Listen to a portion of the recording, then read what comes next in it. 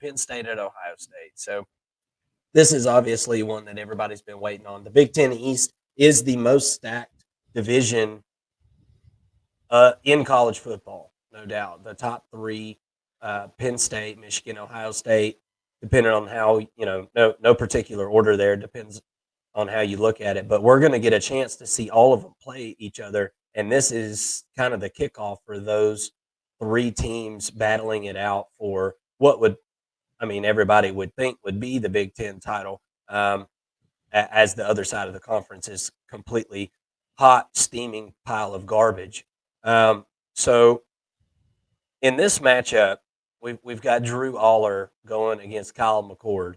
And it's been a long time, I feel like, since both of these teams had new quarterbacks going into this rivalry game. Ohio State's going to host this thing at the Shoe. And I feel like this is a little bit here's what I feel like the perception is on this game. I feel like the perception is these are two really, really good defenses, and these teams are defensive-led teams. And I think that that's pretty much the general thought process on these two going into this week. And obviously the public in Vegas has Ohio State as a favorite there, and I think a little bit of that has got the home cooking baked in there. So take us into some of the numbers here, Mason, and then let's each kind of give our takes on those, and we'll give our picks. But I don't think there's any definitive pick in this game. I mean, this is kind of what flavor do you like here? So take us into the numbers and your thought process, and I'll kind of give you where I'm going on this one.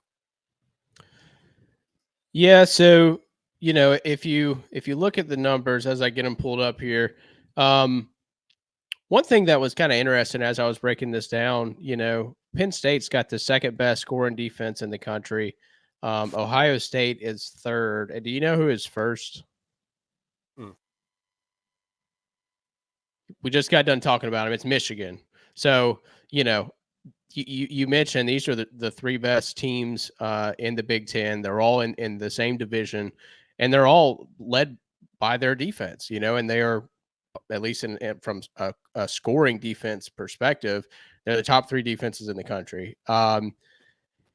Really, when you break down the rest of the numbers, I'm looking at Penn State, and I think that this is the best defense in the country. And I'll just go down the list here for those of you who are listening or not paying attention. But you've got scoring defense at second at 8 points per game, rushing defense at third with 2.4 yards per attempt. Passing defense is first, only 121 yards per game. Opponent third down is fourth at 26.5%. Tackles for a loss, 10th at 51. And then you get down to the opponent red zone conversion. And this is what's interesting. 100%. Now, I thought about that, and I was like, how is this team how is their scoring defense so high, or low, I guess, in a points per game perspective, but their red zone conversion, they haven't stopped anybody in the red zone yet. Like, that's what that number means, folks. 100%. So then yeah, it is weird. And I started looking at it. I'm like, how is that? Well, the reason is they've only allowed people in their red zone 7 times in all their games. They're averaging, and that's the fewest in the country, the fewest red zone attempts that the defense has that they've had. But they've allowed 5 touchdowns and 2 field goals in those attempts. So do with that what you will. I think it's pretty promising that they've only allowed 7 attempts. But, the fact that they're not able to get a stop or a turnover in the red zone, or even have somebody miss a field goal, is a bit odd. But outside of that, I mean, the rest of the defensive metrics are outstanding. I mean, top 10 in every category, and top 5 in every category outside of tackles for a loss. So I think they're doing an outstanding job with that. On the offensive side of the ball, that's where things get a little fuzzy, right? So scoring offense, they're averaging 44.3 points per game. That's good for 5th in the country. And then, when you look at their rushing efficiency, it's at 4.55 yards per attempt, which is 52nd in the country. That's not exactly what you would expect to see from Penn State. And when we know, if you've paid attention to their games at all or watched any of their games at all, we know that they lean heavily on the run game. So to see that they're only at 52nd in the country is a little bit odd. So I did have to look at it. They are in the top 25 in rushing yards per game. So what that tells me is they're not as effective as at running the football as some of the better teams, but they don't give up on the run. They continue to get those attempts because that's who they are. They've got two stud running backs, and they're trying to take some of that pressure off of Drew Allar, who seemingly they don't want throwing a deep ball, and that's there's been we've seen the press conference with James Franklin, and where he was saying that he doesn't know what chuck it deep is, and that blows his mind to think of somebody just chucking it deep and not and letting the receiver just go up and make a play whether he's covered or not. He said that made his skin curl. That's right. So, I guess most coaches would answer that way, but maybe we see some of that this weekend. I don't know. That would be pretty fitting, I guess, if we saw that this week. And they may have to do that if they get behind, which Penn State really hasn't had to do much of. Yeah. Is play from behind. So maybe they are having to pass the ball a little bit more and just try to make conversions, and maybe they're in some third and longs and things like that. But wrapping it up here, so they've been really good on third down, probably because they're averaging 4.5 yards a run. If you, and really, if you can average 4.5 yards per attempt, all you got to do is run the ball 3 times in a row, and you got a first down. So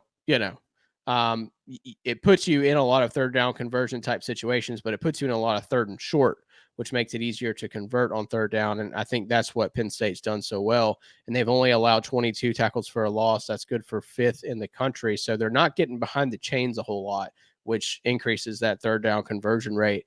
And then if you look down at the bottom, the turnover margin is at plus 10. That's, anytime you're in the double digits at any point in the season, in the middle of the season or at the end of the season, that's outstanding. The ball's bounced your way plenty of times. And, who's to say it won't continue at this point? So on the other side of the ball, we've got Ohio State. They're the favorites here. They're a 4-point favorite. I mentioned that they're third in scoring defense, but, this is another defensive-led team. On offense, they're a little bit different in the way that they're shaped.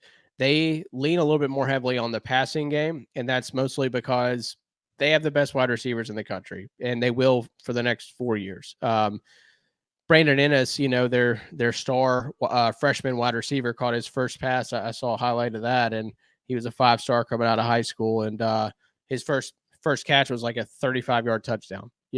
So like they're like growing these guys in Columbus, and it's really fun to watch. But I think Kyle McCord is kind of getting his footing, and what better way to start as a college quarterback than to have the best wide receiver room in the country? That makes you look at it. Maybe a guy like Marvin Harrison helps as well. So, but yeah, so they're shaped a little bit differently. Their identity is a little bit different than Penn State. They are able to pass the ball pretty effectively, not in the same way that we've seen in the past. And I think that's just because Kyle McCord's getting his experience. He's getting those throws and getting those reps right now. But whenever they're able to, whenever they need to pass the ball, they seem to be able to do it and convert. They're converting at 44% on third down, which is good for 40th in the country. It's not a great stat, but it's upper third, I would say. And they've only allowed 24 tackles for a loss for as much flack as we gave this offensive line in the offseason. They've done pretty well. Rushing wise, you would like to see them get downhill a little bit better with those good backs that they've got. They're only averaging 4.26 yards per attempt, but they've held up, at least in the passing game. And then, on defense, I think what's probably most surprising is that this team's led by their secondary, and their passing defense is 4th in the country at 154.3 yards per game.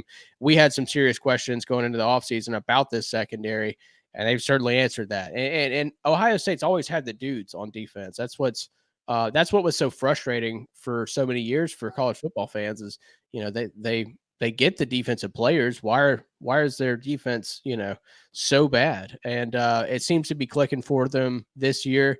Um, but yeah, defense, I mean, they've been great across the board. Again, this is to me like the third best defense in the country, at least top five.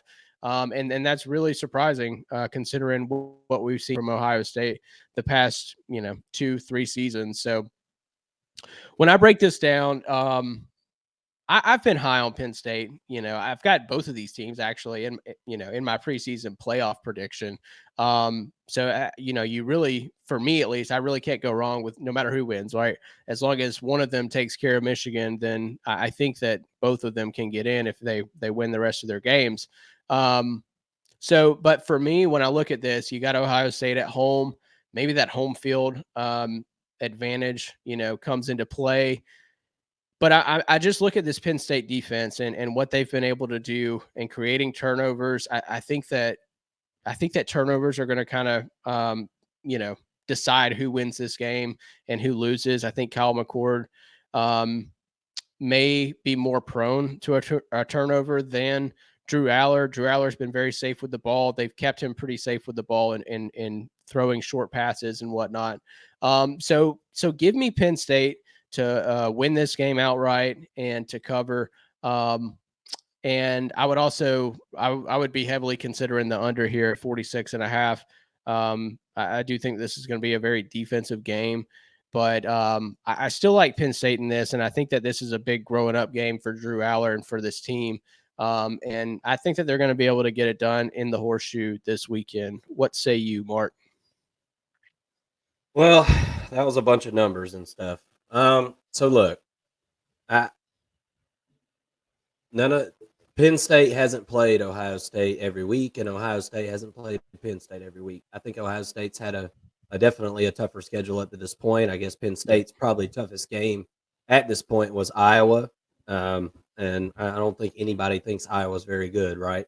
So, um, but here's the deal: I like Drew Aller. You're right; he has played some very safe football. I don't think he's even thrown an interception this year.